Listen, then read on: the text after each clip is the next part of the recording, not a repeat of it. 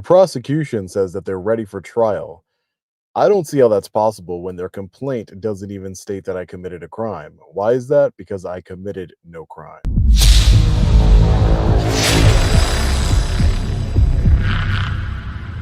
What's up, guys? Long Island Audit here, back again with another video. This live stream was supposed to be done outside of the courthouse, but it is currently 35 degrees with a wind chill that makes it feel like it's 10 degrees. It is really cold on Long Island here, so we decided to. Jacob went home. I am still in my vehicle, as you can see. Just wanted to give you guys an update on the Nassau County case. So let's bring in Jacob Uriel right now. Hey, Jacob, how are you? Hi, Sean. How's it going?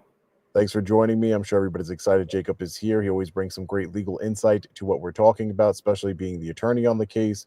So before we get into it, I want to remind everybody, this is the arrest. This is the third arrest that Patrick Psycho Ryder, the Nassau County on Long Island police commissioner, who was arrested for police brutality, official misconduct, and perjury. This is the third time he has unlawfully arrested me for exercising my constitutional rights.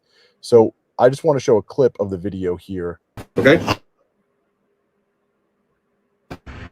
We'll record about you. Okay, please put your hands behind your back. I'm not resisting. Do you have anything on you that could poke a friction or... I have nothing that can hurt you. Thank you so much. Give me the camera. They have a whole file. You see it, Sean Reyes? Okay. I was mixed up at first. So I'm not being arrested for You're trespassing. being arrested for that particular code. So you already have statements already written out? Okay, yeah. Marching orders. So you're aware that your police commissioner was arrested for police brutality, official misconduct, and perjury? No. You tell Ryder I said hi. If I talk to him, I will. You guys can't take off the handcuffs? I'm in a jail cell. Why do the handcuffs still need to be on? Listen, this is above my head. This is above my head. Marching orders. You're not being arrested for trespassing. Jacob, really quickly, when I was arraigned, correct me if I'm mistaken, I thought I was arraigned on criminal trespass and the trespass violation. Right, and that and the contempt. That's right. And the contempt of court. So the if you want to explain that, the contempt of court is a Class A misdemeanor, and it's a Class C for the criminal trespass, and then it's a violation of the law, not a crime for the criminal trespass to Class B. Oh, Class B, excuse me. So Class A carries a year in jail. Class B carries up to 3 months. Yeah. 3 months and 15 days for the violation. So let's get right into it, Jacob. So we had a court appearance today in Nassau County. If you want, you could start off. People love to hear you and your legal analysis. So if you want to start off on exactly what took place today, what was the purpose of today's court date, and what did you receive? What were some arguments that you made just in general? Sure. So the prosecutor filed something called a statement of readiness and a certificate of compliance. Basically, what they're saying is that they're ready for trial and that they've turned over all discovery. Now, they sent the discovery earlier today. I think while I was driving into court. One thing that they didn't do before they filed that statement of readiness was they didn't add a supporting deposition to the complaint, which they have to do. So one of the things we argued was that, you can't say you're ready and then add the paperwork. You know, if anything, they have to file a new certificate. But, a lot of arguments I made, in fact, everything I said, the DA's office didn't seem to really want to deal with. They just wanted to deal with it in writing. And, the judge sort of hinted at them like, look, he's giving you what the issues are. If you're going to not fix them, then later you're going to have an issue where if speedy trial time might keep ticking. I mean, she didn't say it exactly like that, but she did kind of give him an indication that she thought maybe they should actually fix some of these things. And frankly, we do want them fixed, right? We want them fixed because if they can be fixed, then we have a whole different case, right? Some of these things can't be fixed. So we want them to try to fix them because they're going to have to admit that they can't fix them. So some of the things, Jacob, that they need to fix is that an information, which is like a complaint, cannot contain, it cannot be based solely on hearsay allegations. And reading the complaints myself, and all these statements, even the supporting deposition, everything has hearsay in it, from the executive that handles the Traffic Violations Bureau to the police officer to their attorney at the Traffic Violations Bureau.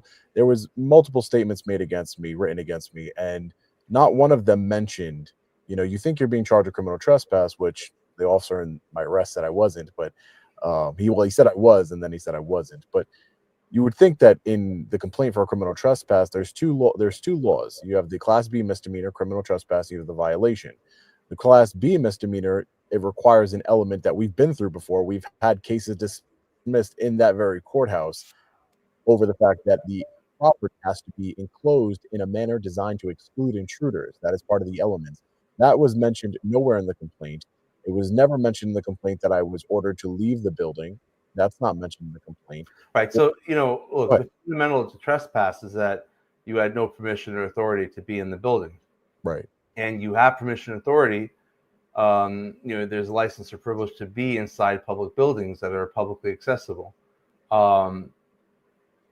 Now, normally with your cases, the question is, can you trespass somebody for filming?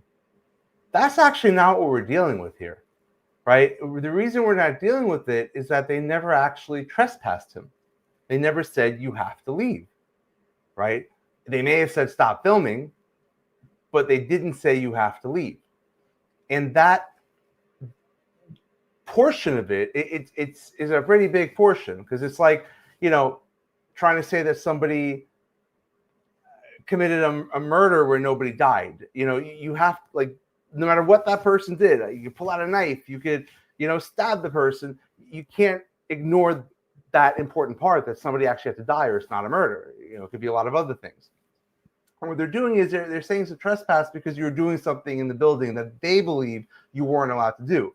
Well, that's great, right? And if it's illegal, then they could charge you for disorderly conduct or something if they felt you were doing something inappropriate in the building.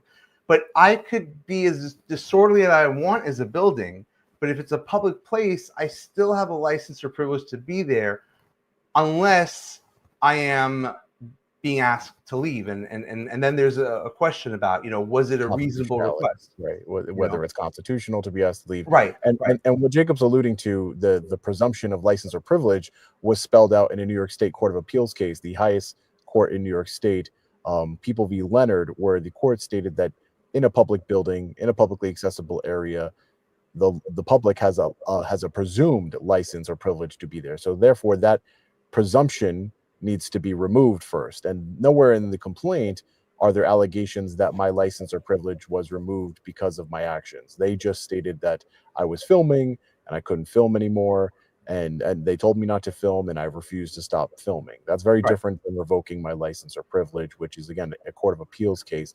I want to touch briefly on the prosecution as a whole, because I'll say the other thing is the contempt charge, which that's the most important charge. Yeah, I'll say it right now.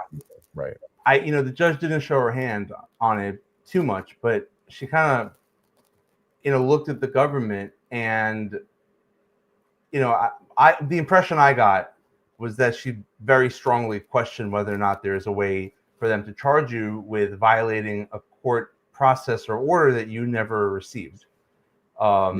Usually it's kind of fundamental that you have. Can you give us an example, give the audience an example of what a true contempt of court charge normally is as a former prosecutor? Sure. Do you want the most standard one, or like a little? You can give me two. Give me the most standard and give me a creative one. All right. So most standard that I see all the time as a defense lawyer is criminal contempt arising out of a domestic violence case, right? And for all you guys out there, I gotta tell you, if you've got an order of protection and she calls you up and says, "Hey, come on over, it's okay," don't do it. Because let me tell you, a lot of times there's new argument, you fight, and then 911 called again, and now you're getting arrested for criminal contempt because you were ordered by a judge to stay away from her, and you may not have done anything wrong. She may have made up the charges, or he may have made it, whatever it is. But whatever it is, now you've got this order saying you've got to stay away, and you get a call, you decide to take it. It's from her. She says, "Come on over." And now you're at the house and you have an argument, and she's got you in your Ring camera coming out of the door, even though, you didn't even have a fight until a week later. And then she takes that camera and gives it to the cops. And now you're in front of a judge for contempt of court. That would be the most traditional example, you were served with a piece of paper. It has terms and conditions on it. Stay away from the home, school, place of business of whoever. You sign it in court. It's done on the record.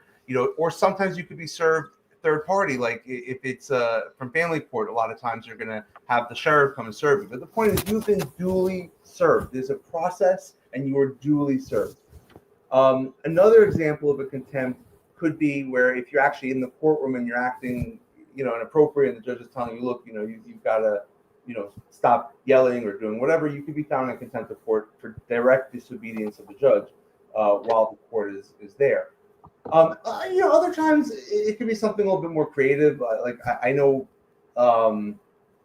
sometimes if somebody's ordered to use an ignition interlock device and they don't use that device properly, they don't, install it, and they're told repeatedly, then there could be a contempt charge there. But the bottom line is, none of these contempt scenarios arise out of some generalized sign on a wall that says you can't do this or that here per court policy or something, or per the rules of the chief judge, right? Because the rules of the chief judge are rules. Great.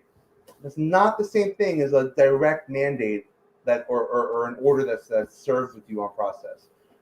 It's so look. I mean, as a lawyer, I'm almost never surprised, but I would be shocked if that count wasn't dismissed. I would be shocked if they appealed it. I would think that if it was not dismissed and we ended up appealing it, I would be flabbergasted if it ever got through the courts. I mean, they would have to basically be saying that how we have looked at the concept of process or mandate for the last however many, 100 years that some form of contempt has been on the books, that was all wrong. And, we could put up a sign, coming in the courthouse that says whatever, and now you're violating a judge's order that you never actually got served with. No matter what, look, a cop can point to the sign and say there's a sign. That's not a court order, right? It doesn't have a judge's signature. It doesn't have specific information. It's simply not sufficient. And I just want to make it clear for the record here, anything I can say will be used against me. So I just want to make sure that we're very clear. There are no signs when Those you have a right to an attorney. Right. There are no signs when you walk into the building that I was aware of anyway, that I noticed, or that were pointed out to me. There are no signs as when you enter the building. The only sign that an officer who wrote a supporting deposition, Officer Johnson of the Nassau County Police Department, showed me just said no pictures or video. It was one of those generic signs you order. It didn't have a judge's order on it, didn't have a number or any sort of statute or anything like that. So again, never once, and she mentioned that it was a policy. And right, I think that's what I was going to say. I think she mentions that, if I'm not wrong, Jacob, she actually says that in the complaint, in her supporting deposition, is that she says he was in violation of the policy. You're gonna make me go read it. Hold on. I think she does say that. But as far as while you look for that, I will say, as far as the judge that's handling this case, we had a judge recuse herself, but not. She recused herself on. Well, I think all she writes is on a previous case. The judge previously recused herself on my other case that I beat with Nassau County, and then she was switching out of the courtroom, so she didn't need to recuse herself, but she was going to. And now we have a new judge, who I think on first appearance, I got to hear a little bit what she was saying today, and I think that she comes across as very fair. She's very curious. She asks a lot of questions. She seems to understand legal concepts and what's going on here. She doesn't seem to have any sort of bias towards me. Again, would I have loved for her to dismiss this case because it is not facially sufficient at this time? It never was a valid information. Yeah, I would have loved that for that to happen today. But I think she's just making sure that she has all her ducks in a row, and I think she's going to rule fairly going forward. Well, the government does have a right to written motion. That's right. Not mine. They have a right to have it in writing, and there's a lot of reasons for that. An oral argument doesn't give you the time to really reflect and think about the other person's arguments.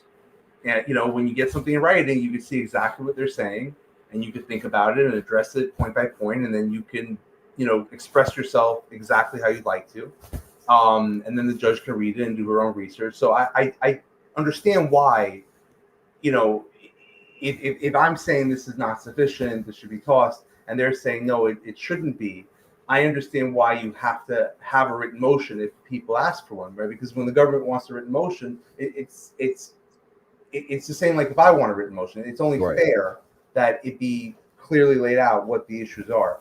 So do you think, Jacob, do you think that the prosecution, because I was thinking this after we left the courthouse, do you think that the prosecution made a mistake by not addressing this issue? Because right now they still have speedy trial time. I think they will have made a mistake should they never fix this, right? Look, one of the reasons why I kind of put out there what the problems were, some of them that I think they could fix, like reappending the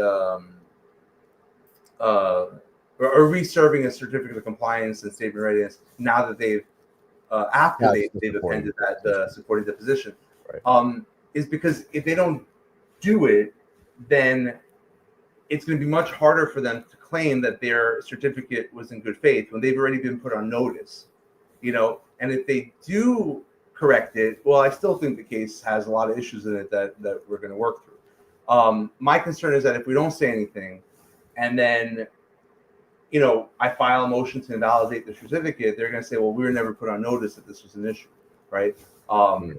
And therefore our certificate was in good faith. And even if it was wrong, ultimately, because it was in good faith, it can't be invalidated. And in this, they are well aware of the issues. Right. So in my view, if a judge finds that the issues I'm raising are actionable, or there's an issue with them, then they have enough information now to fix them. And now it's on them. You know, and if I'm wrong, or if the judge thinks I'm wrong, I don't think I'm wrong, but if the judge thinks I'm wrong, then, well, it won't matter anyway, will it? Right, it won't, because we have strong statutory and constitutional arguments we're going to make on the legal basis of these charges anyway. But what can they switch? Can they edit their complaint after filing the COC, their certificate of compliance? Can they change it now? They can, although part of it, so they can. It seems to me, Jacob, really quickly, it seems to me that if that's the case, they're getting extra free time in order to bring the case against them. Right, so they can, but it depends on how they're doing it and why. Right, so let's just say they agree that there's a problem here, and then they withdraw their certificate, then that time will keep ticking until they fix it. On the other hand, let's just say there's a minor change they want to do, or they want to clarify something that isn't material to whether or not the case is ready for trial. They could probably do that. You know, they could probably do that. They can always turn over more discovery as long as that discovery wasn't available to them at the time that they filed the certificate. So, you know, to some extent, the whole way that the court process works, especially in Nassau County, it does give the DA's office a lot more time than in Brooklyn or Manhattan. You know, in Brooklyn or Manhattan, if I have a new case and I haven't filed a certificate of compliance, and the DA says, okay, you know, I want to adjourn this for 2 weeks, and the defense lawyer says, you know what, I'm not free in 2 weeks. Can I do like 2 weeks and 2 days? They're going to make the 30-30 clock stop at that 2 week mark, and we get to court 2 weeks and 2 days later. So now they've burned 2 weeks instead of 2 weeks and 2 days. They're still not ready. So, you know, they in Brooklyn, they're just going to adjourn it and say, okay, when you file and you're ready, then we'll stop the clock then. But here they kind of play this little game. So there's a lot of, I guess, gamesmanship, and that goes into speedy trial calculations anywhere. But I think it becomes a lot worse in a court that doesn't say, all right, you're going to be charged speedy trial until you file, and then when you file, you're not charged any more speedy trial time. If that filing is not, you know, illusory. In other words, if it's done in good faith and it makes sense. So could they get more time out of it? Maybe a little bit. But at the end of the day, what I'm not worried about is that there's not much they can do to change the facts of this case. Right. And that's the facts are the facts, especially when you have it on video. You know, I was telling you after court, you know, it doesn't really the reason why they didn't say that I was told to leave is because I was never told to leave. Right. It's not Right. because they forgot to say Right, that. and that's sort of the huge point there, right? Exactly. In a lot of the cases that I handle, you know, if you read the paperwork and you realize, look, the DA's office or the prosecutor or whoever it is, they forgot to mention this. Great, we can try to dismiss it because they made an error. They just forgot to mention something. I had a gun case which I got dismissed where the rule, it had to be a loaded gun, and they had an expert. Oh, the gun, it worked, it was operable, everything, and they went and we found ammunition, a few rooms down, and there's a clip, but no one ever said that there was actually ammunition in that clip, so they forgot, and we were able to get some charges on an indictment dismissed. That's very, very, very different than your case where it just didn't happen. So they're not able to allege the elements. And if you read, and Tron, you brought this up earlier, if you read their paperwork, it's very hard to read. And it's hard to read for, I'd say, two major reasons. Probably two. Reason one is that everybody is referencing somebody else. Right. So, person A, maybe the cop is saying, well, I was informed by Sergeant whatever.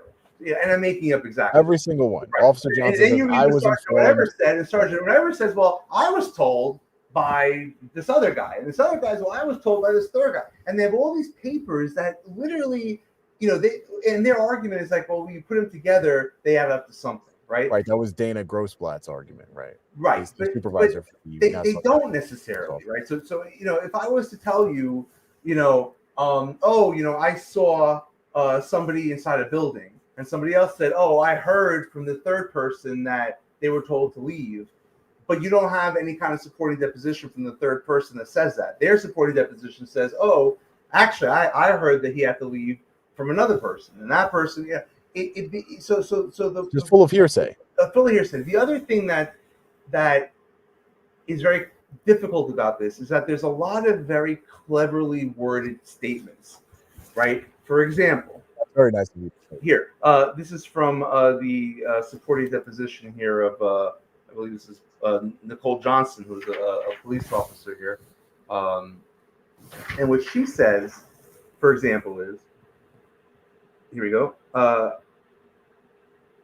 I requested additional police officers through our radio. Okay, well, what does that tell us? That she personally requested more officers, right?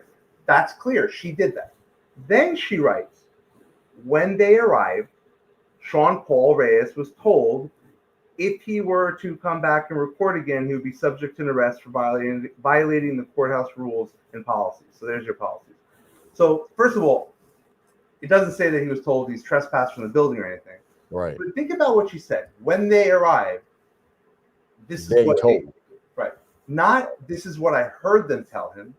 Not this is what they told me. Even that would be hearsay, though, correct? Right. What? Even that would be hearsay. Her hearing. No. If she personally heard something, then it's not hearsay. Because she's describing her personal observations. Okay. But she didn't even say that. She said the things we don't know, right? It was very, very there's a lot of that in there. Right. Where it's like they'll say something like, oh, I'm the owner of the or whatever, I'm the head of the building. The executive. And and Sean Paul Reyes is trespassed. Well, that's great, but you didn't mention whether he was ever served with a trespass notice. Right. How? What's your basis for saying that? So there's a lot of things that are written as like a hard and fast fact that follow something that is actually a fact, like she called for additional cops, and she can say that. And then they throw something in there, and it's very hard to distinguish what actually they're saying this witness saw or did versus what they heard third party. So sometimes they reference specific people who told them stuff, but I've almost never seen a case like this, because there's just so much in here that's just seems very poorly put together. When you're prosecuting somebody who is not breaking the law, as I was not breaking the law and actually engaged in a constitutionally and statutory protected activity, it's kind of hard to bring a proper case. This is why they keep losing. But they really don't care until, Jacob, we had mentioned this before, that I'm going to write a book about this, and while I'm writing the book, you're going to be writing the federal lawsuit. So, at the end of the day, they don't care because they face no consequences unless there is a federal lawsuit, which we will be filing. But the supervisor that's handling this is all coming, in my opinion, from Patrick Psycho Ryder. He is, from my sources tell me inside the department, he is the one pushing for these arrests. He actually told one of the officers that you messed up my arrest by arresting him for trespassing when you were supposed to arrest him for X and you arrested him for Y. And this is what my sources are telling me. And then you have a complicit district attorney's office via Dana Grossblatt. Every time Jacob and I have come to know Dana very well. And I'll speak for myself. I don't think she's a very pleasant person. I think that she was very discourteous to the court today, to the judge. When she walked in, it was kind of like, why am I here? I am the supervisor. Why am I here? Why are you calling me here? I have nothing to say. And, the judge just had wanted some clarification because the person that was handling it. So first of all, I don't agree with Dana at all, but right. I don't view it that way necessarily. Right.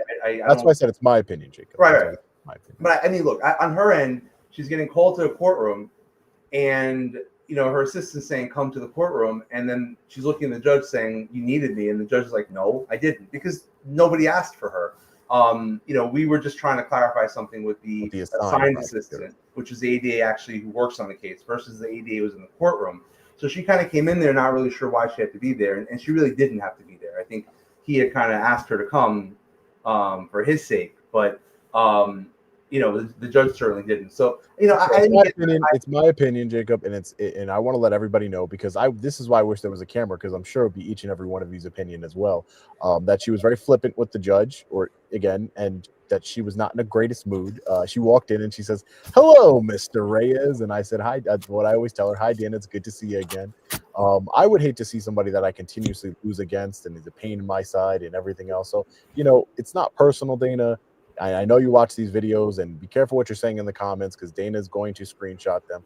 But then again, I'm not responsible for what they say in the comments. I advocate for a peaceful exercise of rights. I'm a very peaceful person, so at the end of the day, it's not personal, Dana. This is literally just, you're a tyrant. So I mean, I can't say much else than that. You're trying to prosecute me. You're doing all these things. That's what you're engaged in, you and Patrick Psycho Ryder. So, let's let the chips fall where they may. So, Jacob, I want to move forward and just say, I want to let our viewers know, what are the next steps in this court case? And I apologize in advance, ladies and gentlemen. Court cases move very slowly. Thank you for staying tuned to the channel. We're almost at 1 million subscribers. Hit the like button and subscribe if you're not. These court cases move very, very slowly, as you've seen, but I like to keep you updated each and every step of the way. That's why I do these live streams. I'm in my car doing it with you, with my attorney. I like to keep you guys updated. Maybe if you guys want, let me know in the comment section if you want Jacob and I to go through the discovery. This time around, they haven't put a gag order on us or muzzled us to talk about the discovery. I've got to tell you, my view on Dana hit a low last time, where she tried to stop us from getting, from speaking. And it was just from my end.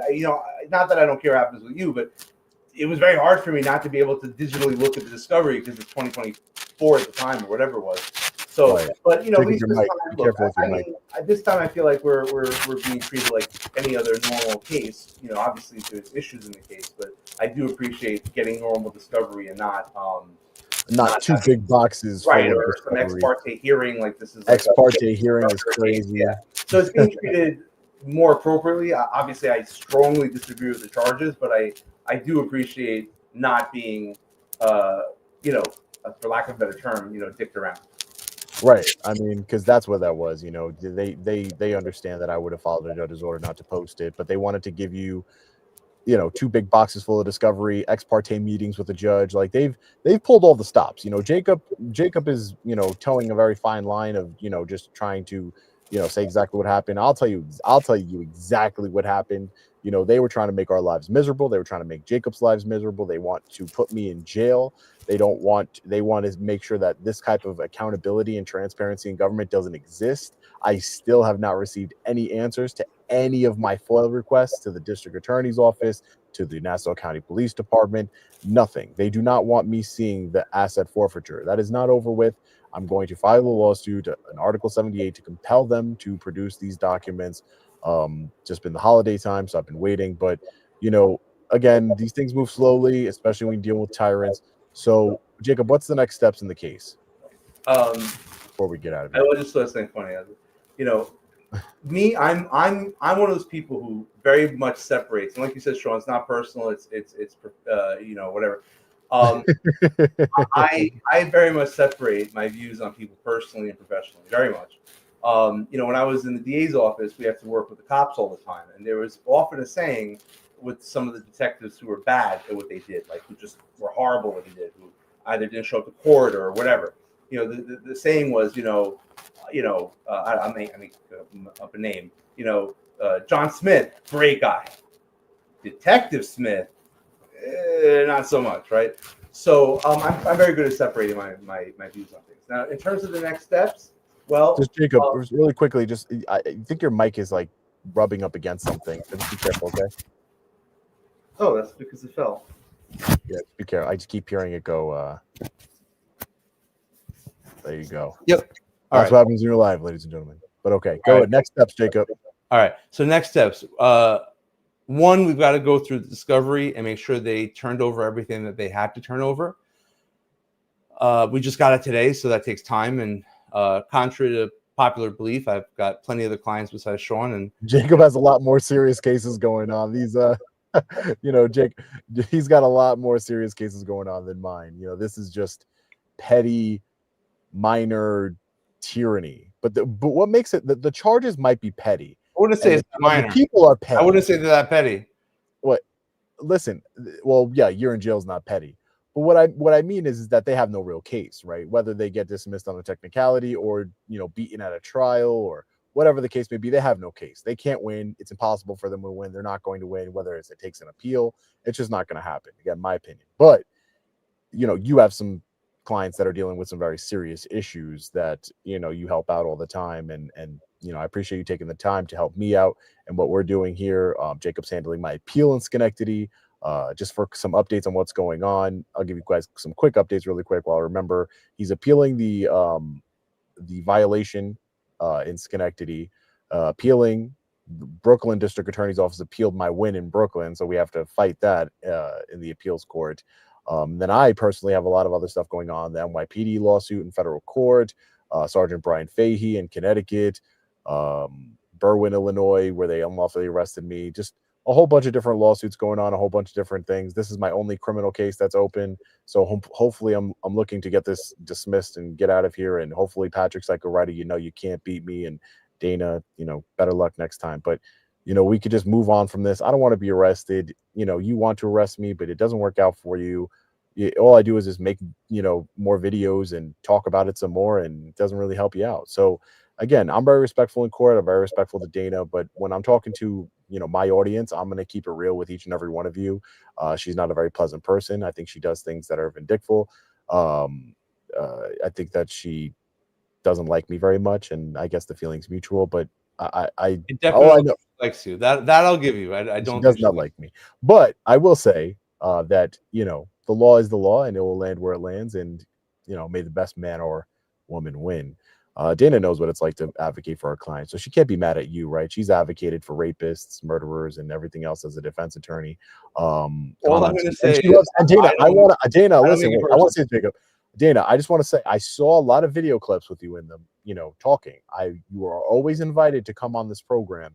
And, this is not a one-sided conversation. You're always welcome. But I know you probably can't while the case is open, but you're more than welcome after this case is over to come on the program and speak your mind. Okay, Dana? Just so you understand. All right, so the next steps, Sean, we're going to go through the discovery, plow through that, and we've court again sometime on February. 6th of February, I think. Right, yeah. February. And then the judge is going to set a motion calendar. So I'll have to write the motion within that deadline. The government will respond. The judge motion to dismiss. Just you say motion. I just want to be clear for our viewers. Sorry, yeah, it's a motion to dismiss. The charge. And then the judge will make a decision after she gets the government's response. Pardon me. And then then hopefully we won't have to come back to court anymore. That would be the goal. Right. All right. Well, guys, stay tuned to the channel. I'm going to have way more updates coming for you guys. Jacob, thank you for joining me. Thank you for taking the time. I know I said we were going to do like 15, 20 minutes. We've done 34 minutes. Time flies when you're having fun. I really appreciate it. Stay tuned to the channel also because Jacob has some good news coming up. I'll say that, some surprises.